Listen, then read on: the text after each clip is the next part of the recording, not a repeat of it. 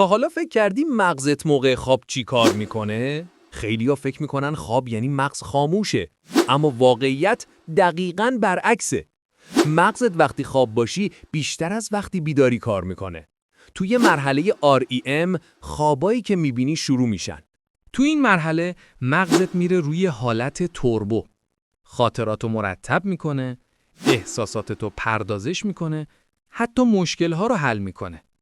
برای همینه که صبح یه دفعه جواب چیزی که دنبالش بودی میرسه. خواب خوب یعنی مغزت داره جون میکنه، اما تو فقط داری رویا میبینی.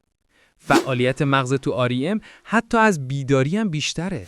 انگار مغز پشت صحنه داره زندگی رو مدیریت میکنه. اطلاعات جدید رو با چیزای قدیمی وصل میکنه. برای همین خوابها گاهی عجیب و قاطی هن. بعد بیدار شدن شاید حس کنی چیزی یادت نمیاد، اما مغزت کلی کار انجام داده. به همین خاطره که یه خواب خوب از هر چیزی مهمتره. تو چطور؟ معمولا خوابهات به هم ریختن یا مغزت خوب شارژ میشه؟